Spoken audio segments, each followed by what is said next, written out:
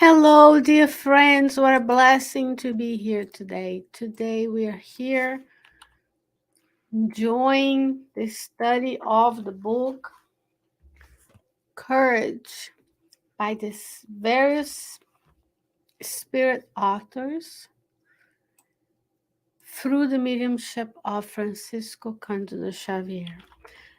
Today's chapter is titled Our Homes and is brought to you and I by the Spirit Emmanuel.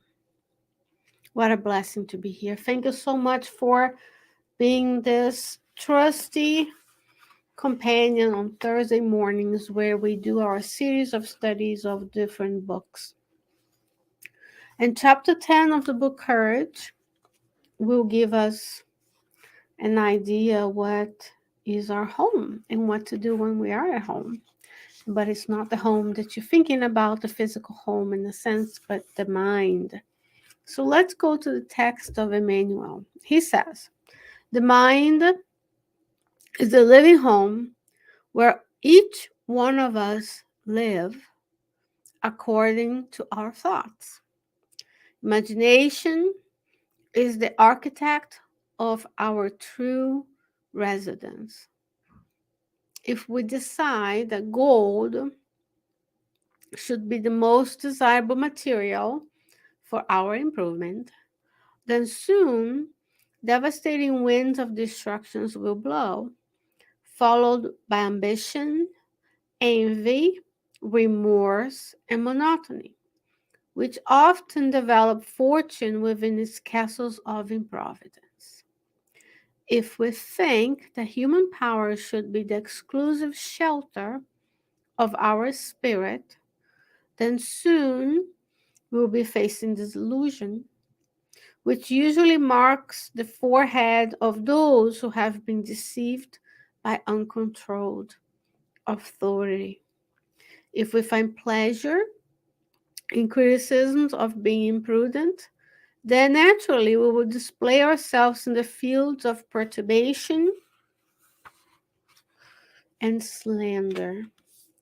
Therefore, our spirit lives where we project our thoughts.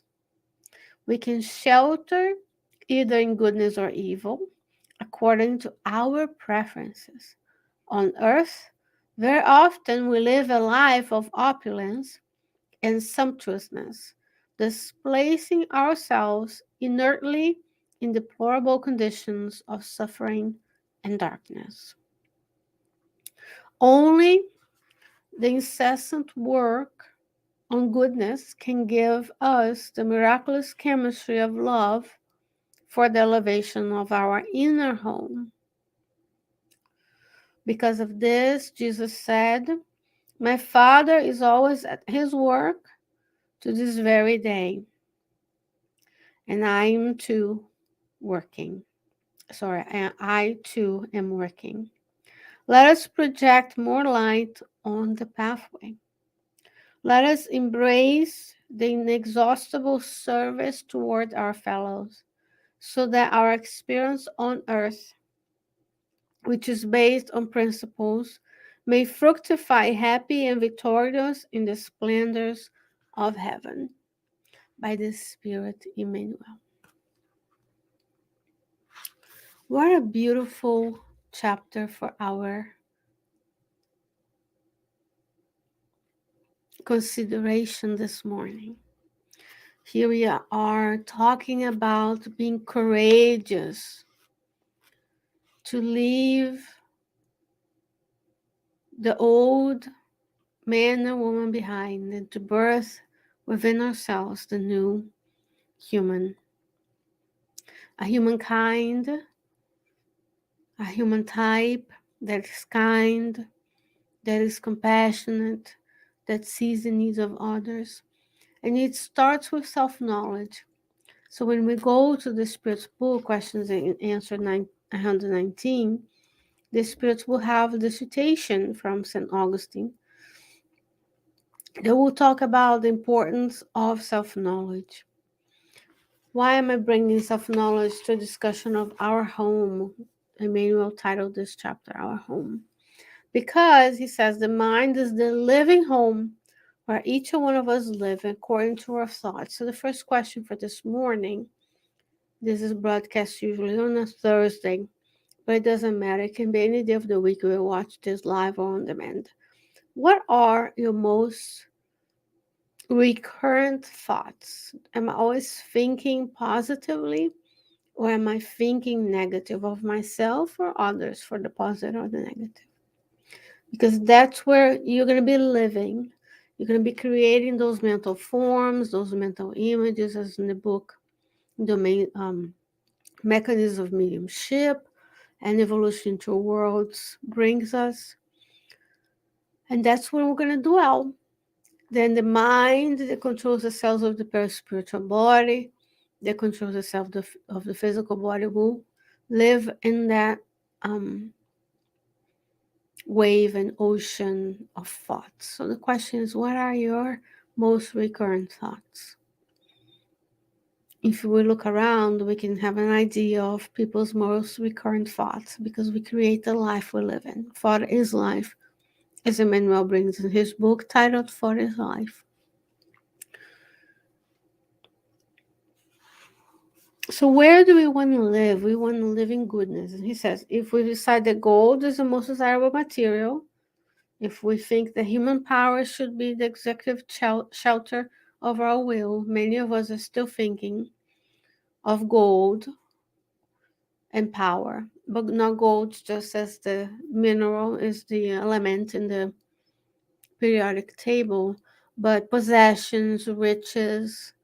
And he says, soon, if gold is what the most desirable material for our improvement, then devastating winds of destruction will follow. Ambition, envy, remorse, and monotony. In the book Heaven and Hell, second part, you have examples of spirits.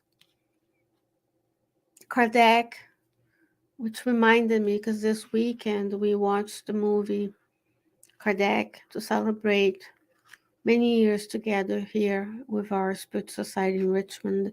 And in that book, we were reminded by the amount of work and goodness that Kardec did to us, including putting together all the books.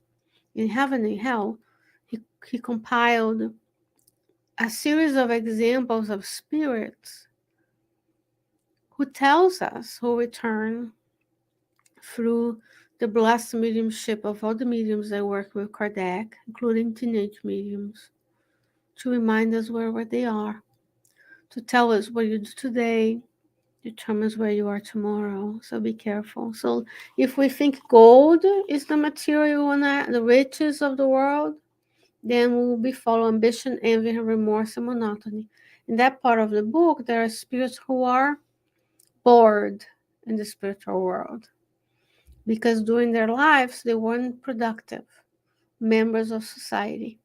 They had the riches, they were able to delegate to others, pay so that others did the work for them, cooking, cleaning, caring for children, and then they found themselves bored in the spiritual realm, but because that's what they created for themselves. Human power, because we can't think that the power that human societies give to us is the all and be all, because we know the ultimate power comes from God. It's the same way when we look for riches, we can be disillusioned. So with power, because power can also lead to uncontrolled authority. How many do we know who don't have the merit but are put in power, and then they can derail the progress of many? We see many examples, recent and from history, of folks who don't have the moral merit to be where they are, but they are put there by God to lead many people, and it becomes difficult because they incur more mistakes as well. All things that we can think of. So what are the things we are thinking about? Where are we, as Angelo says in one of his books, If memory serves me, action and reaction, when he talks about this central desire. What do I want? And how does that align with the divine laws? How does that align with where I am in the world, where God put me? Because after all, we are talking about being courageous. Courageous to face our own shortcomings, courageous to do a self evaluation, to look after what we need, to reconcile, because after all, the laws of love. He says, our spirit lives where we project our thoughts. Yes, your spirit doesn't live in your body. Your spirit's connected to your physical body. But your spirit can live and dwell in the images that we create each and every day. We can shelter in goodness or evil according to our preferences. We can even put forward the face of goodness, but internally be harboring a lot of evil thoughts towards ourselves and others. And those are the mental images in which we will dwell. Therefore, if the physical body wasn't here to restrain our movement, we would be found in the spiritual realm after this carnation, dwelling on those mental images. And that's how we create different zones and areas of the spiritual plane where there's suffering, because we suffer and we're here. We don't have the discipline, we haven't developed the discipline, we haven't built those spiritual relationships towards the good, then we find ourselves suffering because there's no punishment. It's all about the consequences of actions. What do we do? He says, only the incessant work on goodness can give us the miraculous chemistry of love for the elevation of our inner home. So it's work. Work in your home, work in your community, at work. Remember the laws of work, the laws of labor, labor being any useful activity. Also work in the spiritual center. Go back to the spiritual center. Attending person, there's nothing like being at a spiritual center in person, talking about the different topics, discussing, sharing the common knowledge, receiving passes, the water. There's so many blessings being together. Let us project more light on the pathway.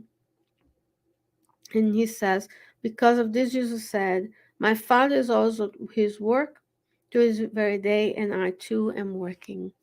So if God is working incessantly for the direction, progress, and evolution of the entire universe and creation, so should we. Our Father is working. He's sending and granting us with collaborators, personal trainers for our souls that are available 24/7.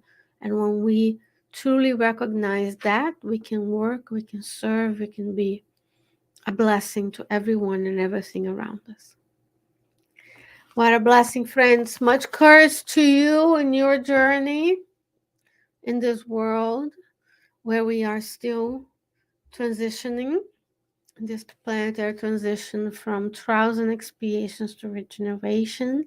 We want to be an active force in moving the progress of the planet forward by self-improvement. The planet improves, but it's the people, the human beings incarnate and discarnate in that planet that evolve, and then we progress together. And that's why we come here every Thursday morning at 8 a.m. Eastern Standard Time. I'm Shane Martin from the Spirit Society of Richmond in Richmond, Virginia. I hope that God grant us another opportunity to meet, and God willing, I'll be back with you next week with another chapter from the book Courage. Have a great day.